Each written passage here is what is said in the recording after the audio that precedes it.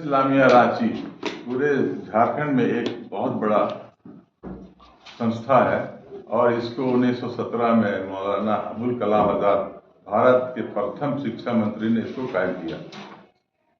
अंजुमन इस्लामिया रांची के अंदर में अंजुमन इस्लामिया अस्पताल, मौलाना आज़ाद कॉलेज, अंजुमन प्लाजा, रातू रोड कब्रिस्तान, रोंडा कब्रिस्तान और करबला चौक में दुकानें और बहुत से हैं शोबे इसके जो अंजुमन इस्लामिया के अंदर में। यहाँ गुमराह किया गया है कुछ लोगों द्वारा और ख़ास करके अंजुमन इस्लामिया के सेक्रेटरी तारिक हुसैन के द्वारा भ्रम फैलाया गया है, गुमराह किया गया है। जैसे अंजुमन इस्लामिया अस्पताल, अभी मैं अस्पताल में बैठा हुआ हूँ। अंजुमन इस्लामिया अस्पताल आज से नहीं, ये बहुत पहले ही से सोसाइटी एक्ट के तहत चल रहा है, जिसको 1978 में रजिस्ट्रेशन कराया गया IG रजिस्ट्रार के यहाँ, उसके बाद फिर 92 में कराया गया, फिर और भी कराया गया। तो लोगों को ये भ्रम फैलाया जाता है कि अंजुमन इस्लामिया अस्पताल, और लिख के भी दिया जाता है उनको, ये भी नहीं है, मेरे ख्याल से उन्होंने कभी मुताला भी नहीं किया है बायलॉज का, कि वक्फ बोर्ड का कहते हैं। वक्फ बोर्ड के अंदर में अंजुमन इस्लामिया है और रन एंड मैनेज होता है कॉलेज और अस्पताल, ये सोसाइटी एक्ट के तहत, जिसको भ्रमित किया गया है। लोगों को जो जानकार नहीं है उनको दिग्भ्रमित करके गुमराह करने की कोशिश किया जाता है। मेरे ख्याल से जनरल सेक्रेटरी अंजुमन इस्लामिया का काम ये था कि हर 6 महीने में रिपोर्ट पेश करते, आमद व खर्च का मिलान ये करते, बैठकें बुलाते, लेकिन अब तक कोई बैठक नहीं हुई, ना मुंतजमा की बैठक हुई। मुंतजमा की बैठक के लिए हमने लेटर दिया पूरे शहर के जितने भी वोटर हैं मुंतजमा के लोगों को 29 अक्टूबर 2023 के लिए, जिसको साजिश के तहत लोगों ने इसको होने नहीं दिया, क्योंकि उसमें बहुत सारी करतूतें और राज खुलने वाला था, इसको होने नहीं दिया। साजिश के तहत उसको बंद करा दिया गया। उस मुंतजमा को कैंसिल कराने में लोगों को मजा इसलिए आया कि उनका पोल खुलने वाला था। सेक्रेटरी साहब जो अंजुमन इस्लामिया के हैं, उन्होंने अस्पताल में 2 बार आयुष्मान का जो यहाँ है जो सर्विस होती है, उसको लेटर देख के उन्होंने बंद करा दिया, जिससे गरीब तबके के लोगों को 2-3 महीने तक आयुष्मान से इलाज नहीं हुआ। मेरे पास यहाँ डॉक्यूमेंट भी है कि उन्होंने लेटर लिखा आयुष्मान डिपार्टमेंट को, फिर वो काफ़ी मुश्किलों के बाद, काफ़ी जद्दोजहद के बाद हम लोगों ने उसको चालू करवाया। फिर जा करके उन्होंने सिविल सर्जन को और आयुष्मान वालों को लेटर दे करके फिर बंद कराया। तो ये सिर्फ गुमराह करते हैं और अंजुमन के किसी भी तरक्की के कामों में बाधा डालने का काम करते हैं, चाहे अंजुमन प्लाजा हो, कॉलेज हो, यूनिवर्सिटियों में। लगभग यहाँ अभी मेरे पास कम से कम 30-35 चिट्ठी पड़े हुए हैं यूनिवर्सिटी में और कॉलेज में। उन्होंने ये लिख करके लोगों को दिग्भ्रमित किया कि कॉलेज में ये बहाली नहीं होना चाहिए और ऐसे होना चाहिए और हमको सेक्रेटरी बना दिया जाए। ये अंजुमन इस्लामिया के सेक्रेटरी है, ये हर जगह चाहते हैं कि हॉस्पिटल में भी सेक्रेटरी रहे, कॉलेज में भी रहे, मदरसा में भी रहे, और सब जगह ये चाहते हैं। तो ये होने वाला नहीं। बायलॉज जो कहता है, बायलॉज के अनुसार ही सारा काम होता आया है, बायलॉज के अनुसार ही होगा। अभी फिलहाल कुछ दिन पहले अंजुमन इस्लामिया ने एक ड्रग लाइसेंस के लिए फाइल किया था कि अंजुमन हॉस्पिटल के नाम से दवा दुकान खुलेगी, जिसमें गरीब तबके के लोगों को 25% तक छूट दिया जाएगा। उसके लिए अप्लाई किया गया। अप्लाई करने के बाद हम लोगों को वो ID भी मिल गया, सब कुछ होने, लाइसेंस भी मिलने वाला था। ये जनाब तारिक हुसैन साहब जा करके वहाँ ड्रग इंस्पेक्टर को ये बोले कि ये मुख्तार अहमद के नाम में है, इसको नहीं जारी किया जाए, मैं सेक्रेटरी को मेरे नाम में जारी किया जाए, और इस वजह से उसका ड्रग लाइसेंस भी इशू नहीं किया गया। बहुत दुर्भाग्यपूर्ण बात है, बहुत ताजुबखेज बात है। इस सिलसिले में हमने अभी सेक्रेटरी साहब को, तारिक हुसैन को एक लेटर भी लिखा है, जिसमें उनको जवाब देने के लिए कहा 7 दिनों के अंदर, लेकिन वो जवाब अभी तक उन्होंने नहीं दिया है। इसकी कॉपी हमने दी है माननीय मंत्री हफीजुल हसन साहब को, चेयरमैन वक्फ बोर्ड को दिया है और CO वक्फ बोर्ड को दिया है कि कई दिनों से, कई महीनों से इन्होंने जो लोगों को गुमराह कर रखा है उसका जवाब देने के लिए कहा है। और ये सूची भी हमारे पास उपलब्ध है। ये सूची जो है, ये सूची लगभग 49 50 उनके कारनामे हैं जिसकी सूची बनाई गई है। अब इसके बाद भी, ईद के बाद और भी सूची जारी करेंगे हम, और इसका भांडाफोड़ करेंगे, चाहे इसमें कोई भी शामिल हो, इसका भी भांडा हम फोड़ेंगे। स्टडी सेंटर जो हमारा 2013 से चल रहा था, इतना उसमें 112 लोग वहां से फैज़याब होकर के नौकरी भी पाए, और अभी फिलहाल 2 साल से 1 रुपया भी स्टडी सेंटर में खर्च नहीं दिया जा रहा है। अभी ये रमजान का महीना है, हर साल रमजान के जेलों में लगभग 400-450 लोगों का अफ्तार और शहरी का सामान जाता रहा। लेकिन अफसोस की बात है कि पिछले साल जिस सप्लायर ने 1,52,000 रुपये का सप्लाई दिया था जेल के लिए, वो उसकी अदायगी अब तक, रकम की अदायगी अभी तक नहीं हुई है। और इनको लेटर लिखे, मेरे पास लेटर भी है, उनको कब हमने लेटर लिखा है, तो ये जवाब देते हैं कि सारे वहाँ चोर उचक्के लोग हैं और हम वो वहाँ कोई नहीं देंगे, जबकि ऐसी कोई परंपरा नहीं है कि हम लोग बराबर भेजते रहे हैं, तो ये देने से इनकार करते हैं। अभी करंट मामला है, अब आप देखिए कि जामा मस्जिद में एक अपर बाजार में एक जनरेटर खरीदने की बात आई थी। जनरेटर खरीदने में लगभग 50-60 हज़ार रुपये, 3.5 लाख रुपए का जनरेटर था, तो 50,000 रुपये की कमी आ गई। 50,000 रुपये के लिए उन्होंने लिखा, हमको भी लिखा, सेक्रेटरी को भी लिखा, जामा मस्जिद कमेटी ने, कि 50,000 रुपये घट रहे हैं, इसको आप दे दीजिए। तो हमने एक ऑर्डर निकाला कि 50,000 रुपये दे दिया जाए, और एक चेक भी काट करके उनके कन्वीनर, जामा मस्जिद कन्वीनर दे दिया। ये जनाब तारिक साहब जाके बैंक में पेमेंट स्टॉप करवा देते हैं। ताज्जुब इस बात की है कि मस्जिद वहीं से चंदा, वहीं से बने किराया आता है, और वहां के खर्चा के लिए इन्होंने बैंक में स्टॉप पेमेंट के लिए लिख के दे दिया।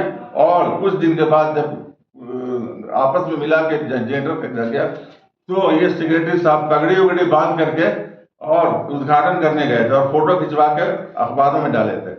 तो ये शर्म करने की बात है कि इस तरह की हरकत करते हैं, जब वो पैसा देने से इनकार किए और पगड़ी बांध करके उद्घाटन करने गए थे।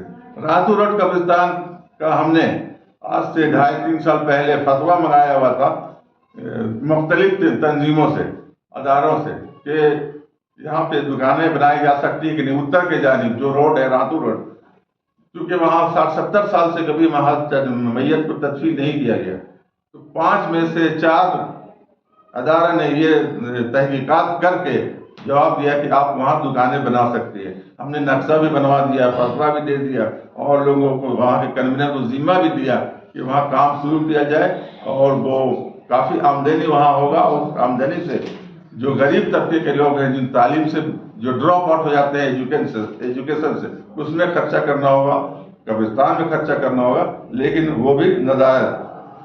और सबसे बड़ी बात अभी आपको ये बताते हैं कि इस हॉस्पिटल का लगभग 2.5 करोड़ रुपया जनाब तारिक साहब ने बैंक में लिख कर, वो झूठ ये फैलाते हैं कि हमने बंद कराया है। बहुत सोचने वाली बात है। इसका लेटर भी यहाँ पे मौजूद है, जिनको भी देखना होगा आप लेटर देख लीजिएगा कि किसने लिखा है। 7/11/2023 को उन्होंने लेटर लिखा है बैंक को कि इसको अकाउंट फ्रीज कर दिया जाए। तो अगर मैं हॉस्पिटल चला रहा हूँ, चूंकि मैं एक्स ऑफिस को प्रेसिडेंट हूँ, मैं बायलॉज के अनुसार अपना सिग्नेचर हमने रखा ही नहीं, तो हम कैसे उसमें इंटरफेयर कर सकते हैं? ये तो बहुत सिंपल सी बात है। ये दिग्भ्रमित करके लोगों को गुमराह करते हैं, और जो बेचारे सीधे साधे लोग हैं उन पे अपना पैर जमाने की कोशिश करते हैं, जिससे नुकसान, हमारा कोई नुकसान नहीं, नुकसान अदारा का हो रहा है, अंजुमन का हो रहा है, गरीब तबके के लोगों का हो रहा है। दूसरी बात, एक और बात है, यहाँ अभी हम अंजुमन इस्लामिया अस्पताल में सेक्रेटरी साहब के साथ हम लोग कुछ कागजात ढूंढ रहे थे। काफी कागजात ढूंढने के बाद बहुत से कागजात मिले, जिसमें कल एक कागज मिला जिसमें शाहीन नाम के एक व्यक्ति ने 50,000 रुपए का लोन लिया है। ये 50,000 रुपए लोन पिछले सदर इब्रार साहब ने दिलवाया उनको नगद, जिसका ये पेपर यहाँ पर है। अभी ये देखिए, ये पेपर है। इन्होंने एक आवेदन दिया था कि मेरा बच्चा बीमार है, हमको 50,000 रुपये मदद किया जाए, हम जल्द से जल्द इसको 2-3 महीने में वापस करें। ये मामला है 31/12/2020, और ये वाउचर में उनका दस्तखत भी है, और ये 50,000 रुपये उन्होंने रिसीव किया। इनकी हालत ये देखिए कि कॉलेज में जाते हैं, कॉलेज में डिस्टर्ब करते हैं। मौलाना आजाद कॉलेज में आगे कहते हैं कि मैं वहाँ का कन्वीनर हूँ। अरे भाई, बायलॉज का कभी मुताला कर लिया करो। बायलॉज वहाँ कन्वीनर का कोई पोस्ट है ही नहीं बायलॉज के अनुसार। कॉलेज में कोई ना कॉलेज में है ना हॉस्पिटल में कन्वीनर का पोस्ट अंजुमन इस्लामिया के झैली कमेटियों में भी है। और कन्वीनर का चुनाव बायलॉज के अनुसार, इस बायलॉज के 25 के अनुसार, 29 के अनुसार जो कन्वीनर का चुनाव होता है, 5 से 7 कमेटी बनाए जाते हैं। उसमें से 7 लोग या 5 लोग मिल करके कन्वीनर का चुनाव करते हैं। तो हर जगह इनका यही हालत है कि अपने आप बन जाते हैं। बायलॉज का उल्लंघन है, सरासर उल्लंघन है। आज से 2 साल कबल हमारे रांची के सांसद संजय सेठ, उस वक्त मंत्री नहीं थे, उसको हम लोगों ने जाकर के काफी रिक्वेस्ट किया कि ये हमारे हॉस्पिटल के पीछे वाली जगह में नर्सिंग कॉलेज बनाने का इरादा है। उन्होंने वादा किया कि ठीक है, और उसके लिए एक प्रोजेक्ट भी बना के हम लोगों ने दिया। और हमने ये भी कहा कि हमें नगद पैसा या कोई अकाउंट में पैसा नहीं चाहिए, आप डिपार्टमेंटल इसको बनवा दीजिए। तो उन्होंने प्रोजेक्ट लेने के बाद कहा कि मैं 25 जून को आ रहा हूँ, वहाँ पे घोषणा करूंगा कि हम इतना फंड देंगे। तो जो करीब 1,66,00,000 रुपए का की मंजूरी थी, जिसको एक दिन कबल सेक्रेटरी साहब और उनके कुछ मेंबरों ने जो डिस्ट्रक्टिव माइंड रखते हैं, उन्होंने ये कहा कि अगर संजय सेठ आ जाएंगे माननीय सांसद जी, तो हम उनको काला स्याही फेंकेंगे और काला झंडा दिखाएंगे। ये बहुत ही दुर्भाग्यपूर्ण है, जिसकी तस्वीरें आप लोगों ने देखी होंगी कि किस तरह वो कह रहे थे कि हम बीजेपी से नहीं लेंगे, फलाने से नहीं लेंगे। भाई, आप हिंदुस्तान में रहते हैं, ये हमारा पैसा है, टैक्स का पैसा है, किसी बाप का पैसा थोड़ी है। और इस तरह करके उन्होंने ये मना कर दिया कि ये पैसा नहीं लेंगे और उनको आने से मना कर दिया। बहुत हैरत अंगेज बात है और बहुत तबाहकुन और बहुत शर्म की बात है कि उनको इस तरह की हरकतें करने में काफी लुत्फ आता है। उनको कोई कहीं पर भी कोई अधिकार नहीं है, ना हॉस्पिटल में, ना कॉलेज में, ना और मदरसा में कोई भी इंटरफेयर करने का कोई भी इरादा, कोई भी उनको है ही नहीं। कोई भी किसी भी तरीके से कोई इख्तियार उनको नहीं है। सिर्फ वो अंजुमन इस्लामिया के इलेक्टेड ये हैं, और कैसे जीते हैं और कौन किन लोगों ने जिताया ये जग जाहिर है। और ना हॉस्पिटल में वो कुछ कर सकते हैं, ना कॉलेज में करते हैं। सिर्फ बयान उल्टा सीधा लेकर के, ये देखिए लेटर, ये लेटरों का भरमार है। ये सिर्फ यूनिवर्सिटी में लगते हैं कि हमको सेक्रेटरी बनाया जाए, ये मीटिंगें करते हैं। बायलॉज के अंजुमन इस्लामिया के बायलॉज के 25 में क्लियर कर लिखा हुआ है कि जो भी मीटिंग होगी अप्रूवल लेना होगा सदर से, सदर के अप्रूवल के बाद ही मीटिंग होगी। ये जो भी मीटिंग करते हैं अपने आप मीटिंग करने की कोशिश करते हैं, जो बिल्कुल अवैध है। और इस तरह के लेटर को हमने वक्फ बोर्ड में हमेशा दिया है कि ये अवैध मीटिंग करते आ रहे हैं, जो भी मीटिंग होगी ये अवैध होगी। इसको लेके आगे आप लोग क्या करेंगे? आवाम को जागृत करने के लिए हम इस तरह के, आवाम को नुकसान हुआ, क्या कहेंगे? आवाम को नुकसान हुआ, अंजुमन को नुकसान हुआ। ये देखिए यहाँ पर जो लेटर है, 50 लेटर लोगों के आए हुए हैं कि हम कोई कैंसर का पेशेंट है, इसमें करीब 10-15 लोग मर भी गए। 50 लेटर आए हैं कि भाई उनको मदद किया जाए। हमने करीब 40, 50, 52 लेटर, 40-45 लेटर में रिकमेंड करके दिया कि आप इनको 20,000 रुपया, किसी को 10,000 रुपया, 30,000, 50,000 इनको मदद कर चेक काट के दे दिया जाए। ये उनके लेटर में जवाब में ये देते हैं कि ज़कात फंड से दे दिया जाए हॉस्पिटल के। उनको शर्म आना चाहिए कि ज़कात फंड का अकाउंट किसने फ्रीज कराया हुआ। ज़कात फंड में रकम है, लेकिन अकाउंट को फ्रीज कराया है तारिक हुसैन ने, बैंक में जाके लेटर दिया है। 3 अकाउंट है वहाँ, तीनों अकाउंट को तारिक हुसैन ने बंद कराया। अभी इस हॉस्पिटल चलाने में क्या क्या दिक्कतें आ रही हैं? बहुत दिक्कतों का सामना करना पड़ा। और ये सोच रहे थे कि हम फ्रीज करा देंगे तो सामने जो बिल्डिंग बनी है वो उनको उम्मीद नहीं थी, वो मुखालफत कर रहे थे कि ये बिल्डिंग नहीं बनने देंगे। इनका फ्रीज कराने के बाद भी अल्लाह ताला ने किसी तरह मदद करके जैसे भी हो वो बिल्डिंग 5 मंजिला बिल्डिंग खड़ी हो गई है। और ईद के बाद इंशाअल्लाह फुल फ्लेज में वो ओपीडी चालू हो जाएगा। संजय सेठ जी जो वादा कर रहे थे, अगर वो फंड भी आ जाता है तब क्या मामला होता है? अभी क्या कुछ फायदा होता है? नहीं, संजय सेठ से फिर उन्होंने, हम लोगों ने मुलाकात की थी, उन्होंने वादा किया है कि हम इसमें बढ़ चढ़ के हिस्सा अप्रैल के महीने में बजट में पैसा आ जाएगा, पैसा देंगे और वो नर्सिंग कॉलेज जरूर से जरूर बनवाएंगे। अभी फिर से जैसा कि कहा जा रहा है कि अंजुमन इस्लामिया का चुनाव भी करीब आता हुआ नजर आ रहा है, अंजुमन इस्लामिया का चुनाव जो बायलॉज के अनुसार होता है वक्त पर होगा और कहीं इधर उधर कुछ नहीं होना है।